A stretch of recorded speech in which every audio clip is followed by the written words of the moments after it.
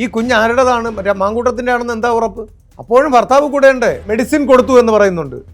ഈ പെൺകുട്ടിയുടെ അണ്ണാക്കിലോട്ട് തള്ളിക്കൊടുത്തല്ലോ.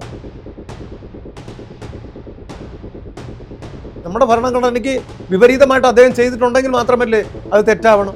സൗമ്യ കേസ് ഇന്നേ വരെ ഞങ്ങൾ ഇടപെട്ടിട്ടുണ്ടോ? എലക്ഷൻ എപ്പോൾ വരുമോ അപ്പോഴൊരു പെണ്ണും വരും.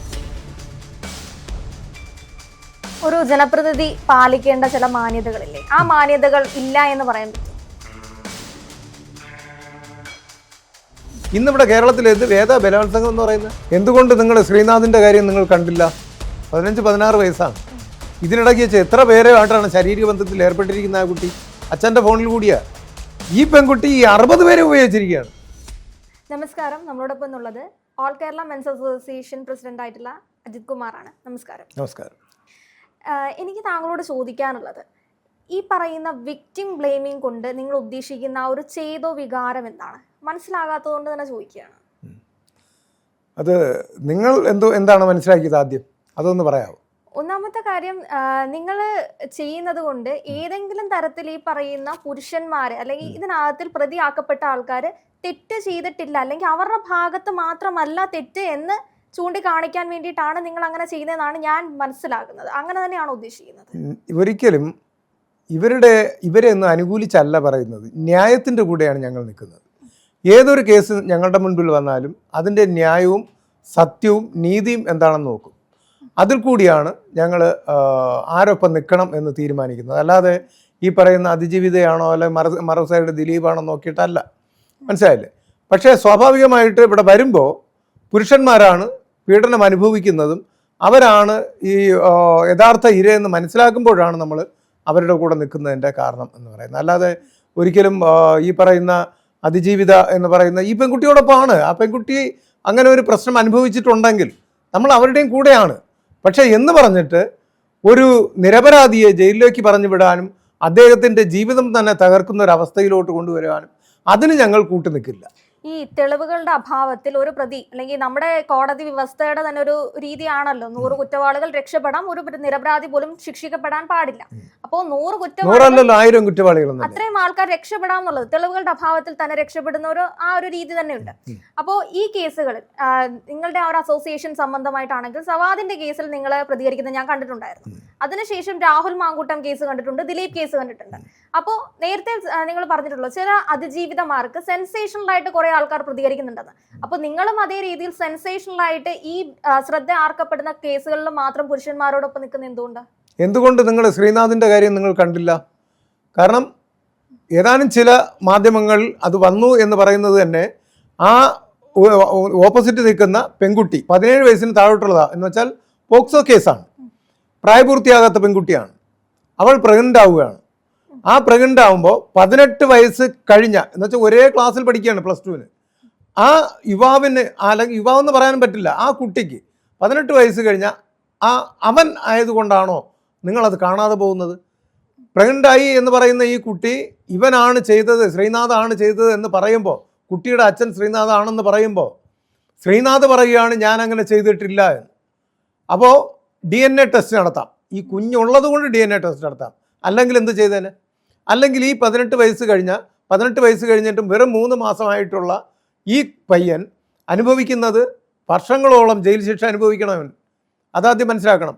അപ്പം ഞങ്ങൾ ആരുടെ ഭാഗത്ത് നിൽക്കണം? ആ പെൺകുട്ടിയുടെ ഭാഗത്ത് നിൽക്കണം. ആ പെൺകുട്ടിയെ യഥാർത്ഥത്തിൽ പീഡിപ്പിച്ചു എന്ന് പറയുന്നത് ആരൊക്കെയാണ്? കാര്യം ഒന്നിലധികം പേരുണ്ട്. അവരാണ് ഈ ഇരയായിട്ട് വളരെ സാധാരണ ആയിട്ടുള്ള ശ്രീനാഥിൻ്റെ പേര് പറയുന്നത്. അവിടെയാണ് പെട്ടുപോകുന്നത്. നമ്മുടെ കേരളത്തിൽ ഇതാണ് നടക്കുന്നത്. ഒരു പെൺകുട്ടി പറയുകയാണ് ഇവൻ എന്നെ പീഡിപ്പിച്ചു. ഒരു മാധ്യമപ്രവർത്തകയാണല്ലോ ഒരു MLA പറ്റി പറഞ്ഞത്. അവൾ വിവാഹിതയായിരുന്നല്ലോ. അവൾ വിവാഹിതയായിട്ട് എന്ന് വെച്ചാൽ ഒരു മാധ്യമപ്രവർത്തക എന്ന് പറയുമ്പോൾ സമൂഹത്തിൽ മറ്റുള്ളവർ ബഹുമാനിക്കുന്ന ഒരു സ്ത്രീയുടെ ഭാഗത്തു നിന്നാണ് ഇത്രയും മോശം അവസ്ഥ വരുന്നത്. ഒരു ജനപ്രതിനിധി പാലിക്കേണ്ട ചില മാന്യതകളില്ലേ, ആ മാന്യതകൾ ഇല്ല എന്ന് പറയാൻ പറ്റും? എന്താണ് അയാൾ ചെയ്തത് തെറ്റ്? സുപ്രീം കോടതി പറഞ്ഞിട്ടുള്ള വകുപ്പുകൾ വെച്ച് നമ്മൾ നോക്കുമ്പോൾ അദ്ദേഹം എന്ത് തെറ്റ് ചെയ്തു?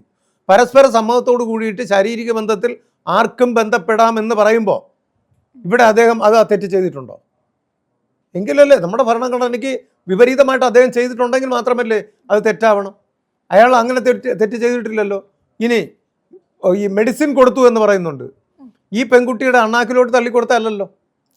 അല്ല, ഇത് അയാള് ഈ പറയുന്നതനുസരിച്ചിട്ട്, മാങ്കൂട്ടം ഇതുവരെ പറഞ്ഞിട്ടില്ല, ഈ പെൺകുട്ടി പറയുന്നതനുസരിച്ചിട്ട് രാഹുൽ മാങ്കൂട്ടം അയാളുടെ സുഹൃത്തിൻ്റെ കയ്യിൽ കാറിൽ കൊടുത്തു വിടുന്നു. ഈ പെൺകുട്ടി കുഞ്ചാലംമൂട്ടിൽ വെച്ച് ഈ കാറ് കയറുന്നു.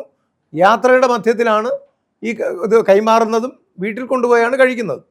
അപ്പോൾ പിന്നെ അതിൽ ആരുടെ ഭാഗത്താണ് തെറ്റ്? ഒരു മാധ്യമപ്രവർത്തകയായ പെണ്ണിൻ്റെ ഭാഗത്ത് തെറ്റില്ലേ? അവളിത് കഴിക്കാൻ പാടുണ്ടോ? ഒരു കുഞ്ഞിനെ കൊല്ലാൻ പാടുണ്ടോ?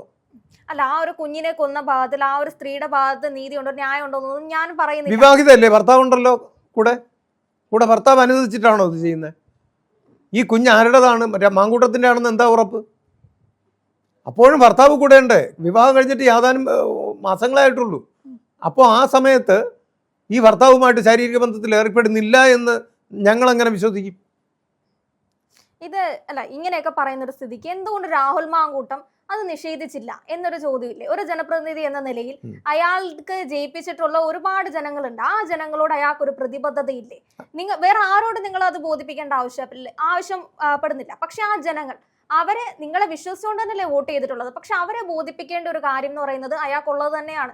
ഒരു ജനപ്രതിനിധി അല്ലായിരുന്നു എങ്കിൽ നമുക്കത് ആവശ്യപ്പെടേണ്ട ആവശ്യമില്ലായിരുന്നു. അവരുടെ പ്രതികരണമാണ്, കോടതി മുഖേന മുന്നോട്ട് പോകേണ്ടതാണ്, അങ്ങനെ നമുക്ക് പറയാൻ പറ്റും. പക്ഷേ ആ ഒരു തലത്തിൽ നിൽക്കുമ്പോൾ അത് അവരുടെ നമ്മുടെ കൂടെ ആ ഒരു റൈറ്റ് അല്ലേ നിങ്ങൾ ഞങ്ങളുടെ മുമ്പിൽ ബോധിക്കണം എന്നുള്ളത്. ജനങ്ങളോട് അദ്ദേഹം പറയാത്തതിൻ്റെ കാരണം അയാൾ ഏതെങ്കിലും ഒരു സമയത്ത് ഈ പെൺകുട്ടിയെ സ്നേഹിച്ചിരുന്നതാണ്. പിന്നീട് സ്വാഭാവികമായിട്ട് നമ്മളെ ക്രൂശിക്കുമ്പോൾ സ്വാഭാവികമായിട്ട് മനസ്സിൽ നിന്ന് വേദനയോട് കൂടിയിട്ടായാലും ആ പെൺകുട്ടിയെ നമ്മൾ മനസ്സിൽ നിന്ന് കളയേണ്ടി വരും. പക്ഷേ ഇവിടെ അയാൾ ആ ഒരു സ്ഥിതിയിൽ എത്തിയിട്ട് പോലും ഈ പെൺകുട്ടി തെറ്റുകാരിയായിട്ട് ഇയാൾ പറയുന്നില്ല. പക്ഷേ കോടതിയിൽ തെളിവ് കൊടുത്തല്ലോ ഇയാൾ. അതുകൊണ്ടല്ലേ ഇദ്ദേഹത്തിന് ജാമ്യം കിട്ടിയത്. അല്ലെങ്കിൽ കോടതി ജാമ്യം കൊടുക്കും. ഇയാളുടെ ഭാഗത്ത് ന്യായമുണ്ട് എന്നുള്ള തെളിവുകൾ ഇയാൾ ഹാജരാക്കി എന്നാണ് കോടതി പറഞ്ഞത്. അപ്പോൾ അതിൽ കഴമ്പുണ്ടെന്ന് മനസ്സിലാക്കിയിട്ടാണ് അദ്ദേഹത്തിന് ജാമ്യം കൊടുത്തത്. അപ്പോൾ കോടതി പറയുന്നതിനെ നമുക്ക് ധിക്കരിക്കേണ്ട കാര്യമുണ്ടോ? അപ്പം നമ്മുടെ പക്ഷമല്ലേ ശരി? നമ്മുടെ പക്ഷമാണ് ശരി എന്നുള്ളത് കോടതി അദ്ദേഹത്തിന് ജാമ്യം കൊടുത്തതോട് കൂടിയിട്ട് തെളിഞ്ഞു കഴിഞ്ഞു. ഇനി രണ്ടാമത്തെ വരുന്ന സമയത്ത് രാഹുൽ മാങ്കൂട്ടത്തിന്റെ ഭാഗത്ത് കൃത്യമായി തെറ്റുണ്ട്, അയാൾ അറിഞ്ഞുകൊണ്ട് തന്നെയാണ് ഈ കാര്യം ചെയ്തത് എന്നൊരു കേസ് തെളിയുകയാണ് എങ്കിൽ നിങ്ങൾ രാഹുൽ മാങ്കൂട്ടത്തിനെ തള്ളി പറയുമോ, അതോ വീണ്ടും അദ്ദേഹത്തിന്റെ കൂടെ തന്നെ നിൽക്കും? നിലവിൽ ഇപ്പോ ഇനി ഏതൊക്കെ പെൺകുട്ടികൾ കൊടുത്താലും ഇയാളോടൊപ്പം നിൽക്കും.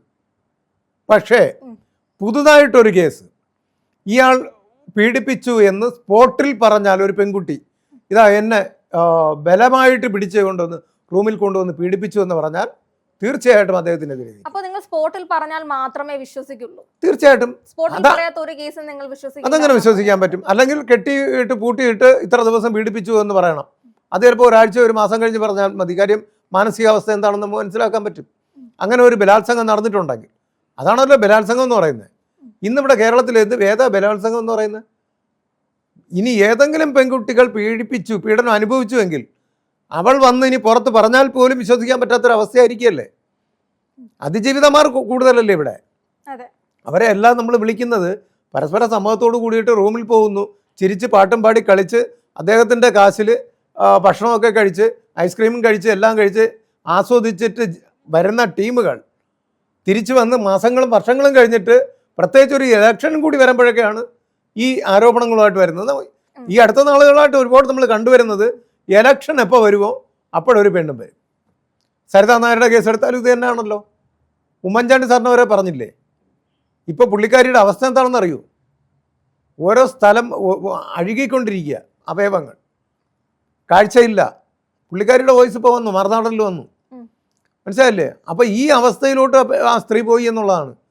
എന്നിട്ടും മറുനാടൻ ഷാജൻ എപ്പോഴോ ഈ അടുത്ത കാലത്ത് പറഞ്ഞു ഈ അവസ്ഥയിലെങ്കിലും അദ്ദേഹത്തോട് ക്ഷമ ചോദിച്ചൂടെ എന്നാണ്. അദ്ദേഹം ജീവിച്ചിരുന്നപ്പോൾ അതിന് പോലും പറയാൻ തയ്യാറായിട്ടില്ല. നിങ്ങൾ പറഞ്ഞു ഒരു നിലപാടിനോട് നമുക്ക് ഒരിക്കലും യോജിക്കാൻ പറ്റില്ല. സ്പോട്ടിൽ വന്ന് പറഞ്ഞാൽ മാത്രമേ വിശ്വസിക്കുള്ളൂ എന്നുള്ളത് പറയുന്ന ആ ഒരു കാര്യമുണ്ടല്ലോ. ഒരു റേപ്പ് കേസിലാണെങ്കിലും അല്ലെങ്കിൽ ഏതെങ്കിലും രീതിയിൽ ഒരു ലൈംഗിക അതിക്രമണം ഉണ്ടാവുന്ന സമയത്ത് അവർ ഏത് മാനസിക അവസ്ഥയിലാണെന്ന് പറയാൻ പറ്റില്ല. നമ്മുടെ ഇന്ത്യയെ സംബന്ധിച്ച് റിപ്പോർട്ട് ചെയ്യപ്പെടാത്ത റേപ്പ് കേസസ് ഒരുപാടുണ്ട്, 1000-ലധികം ഉണ്ട് എന്ന് ഇതുവരെ ഈ പറയുന്ന റിപ്പോർട്ടുകളൊക്കെ പുറത്തേക്ക് വന്നിട്ടുണ്ട്. ഈ പറയുന്ന രീതിയിൽ അത് പുറത്തേക്ക് വന്ന് പറയാത്തതിന് കാരണം എല്ലാ രീതിയിലുള്ള ഈ പറയുന്ന വിക്ടിം ബ്ലെയിമിംഗ് എന്ന് പറയുന്നത് ഈ നമുക്കിപ്പോ അറിയാവുന്ന കുറെ സെൻസേഷണൽ കേസുകളിൽ മാത്രമേ നമ്മൾ ഇത് കേൾക്കുന്നുള്ളൂ ഉണ്ടെങ്കിൽ പോലും ഇന്ത്യയിൽ പലയിടത്തും ഇത് പുറത്തേക്ക് വന്ന് പറയുന്ന സമയത്ത് അവർ അനുഭവിക്കുന്ന മാനസിക പീഡനങ്ങൾ എന്ന് പറയുന്നത് അതിന്റെ തോത് വലിയ രീതിയിലാണ് സംഭവിച്ചുകൊണ്ടിരിക്കുന്നത്. അതുകൊണ്ട് തന്നെയാണ് ഈ പറയുന്ന റേപ്പ് ഈ പറയുന്നത് ഇപ്പൊ പറഞ്ഞ കാര്യം ഇന്ത്യയിൽ എന്നൊരു വാക്ക് പറഞ്ഞു, വളരെ കറക്റ്റാണ്. മറ്റുള്ള സ്റ്റേറ്റുകളിൽ ഇത് നടക്കുന്നുണ്ട്, കേരളത്തിൽ നടക്കുന്നില്ല, ഒരിക്കലുമില്ല. കേരളത്തിൽ ഈ പറഞ്ഞ കാര്യങ്ങൾ നടക്കുന്നില്ല. അതിന് പറ്റിയൊരു വളക്കൂറുള്ള ഒരു മണ്ണല്ല ഇവിടെ. പക്ഷേ താങ്കളുടെ ഓർമ്മയ്ക്ക് വേണ്ടി ഞാൻ വേണമെങ്കിൽ ഒന്ന് ഓർമ്മപ്പെടുത്താം. പത്തനംതിട്ടയിൽ ഒരു പെൺകുട്ടിയുടെ 5 വർഷമായി നടന്ന ഒരു പീഡന രീതി അല്ലെങ്കിൽ ആ ഒരു പരമ്പര പുറത്തേക്ക് വന്നത് 5 വർഷം കഴിഞ്ഞിട്ടാണെന്നാണ് ഞാൻ അറിയുന്നത്. 60 പേരെയാണ് അതിനകത്തിൽ അറസ്റ്റ് ചെയ്തിട്ടുള്ളത്. പെൺകുട്ടിയുടെ വയസ്സെത്രയാണ്? വിവിധ മേഖലയിലുള്ള അല്ലെങ്കിൽ വിവിധ ഒരു പറയുന്ന രീതിയിൽ അങ്ങനെ ഒരുപാട് ആൾക്കാരെ അതിൽ അറസ്റ്റ് ചെയ്യുന്നത് ഞാൻ കണ്ടിട്ടുണ്ടായിരുന്നു. പക്ഷെ 5 വർഷം കഴിഞ്ഞിട്ട് ആണ് ഈ പറയുന്ന ഒരു കൗൺസിലിംഗ് അല്ലെങ്കിൽ അത്തരം കാര്യങ്ങളിലൂടെ ഒക്കെ പുറത്തേക്ക് വരുന്നത്. അപ്പൊ അതും നമ്മുടെ കേരളത്തിലല്ല നടക്കുന്നത്. ഇത് എന്നോട് പറയുമ്പോൾ നിങ്ങൾക്ക് തന്നെ നാണക്കേടാണ് കേട്ടോ ഞാൻ ഇത് പറയേണ്ടി വരുന്നത്. ആ പെൺകുട്ടിയുടെ ഏജ് എത്രയാണെന്ന് അറിയോ? എത്രയായിരുന്നു? 15 വയസ്സാണ്, 15-16 വയസ്സാണ്. ഇതിനിടയ്ക്ക് വെച്ച് എത്ര പേരുമായിട്ടാണ് ശാരീരിക ബന്ധത്തിൽ ഏർപ്പെട്ടിരിക്കുന്ന ആ കുട്ടി? അച്ഛൻ്റെ ഫോണിൽ കൂടിയാ, അറിയാമല്ലോ. അപ്പോൾ ഇതിവിടെ എടുത്തിട്ടത് തന്നെ നിങ്ങളുടെ തെറ്റാണ്. കാരണം പെൺകുട്ടികൾക്ക് കൂടുതലെന്ന് വേണമെങ്കിൽ പറയാൻ പറ്റും. ഇത്രയും പുരുഷന്മാർ ഞാൻ പറഞ്ഞോട്ടെ പറയേണ്ടി വരും. ആ 60 പേർക്കും അതേ രീതി തന്നെയാണെന്ന് തിരിച്ച് പറയേണ്ടതായിട്ട് പെൺകുട്ടിയെ നിങ്ങൾ അങ്ങനെ പറയുന്നത് എനിക്ക് തിരിച്ച് അതേ ഭാഷയിൽ തന്നെ പറയേണ്ടി വരും. ആ 60 പേർക്കും നിങ്ങൾ ഉപയോഗിച്ച അതേ പദം തന്നെയാണെന്ന് എനിക്ക് തിരിച്ചു പറയേണ്ടി വരും. ഈ 60 പേരും ഒരു പെൺകുട്ടിയാണ്.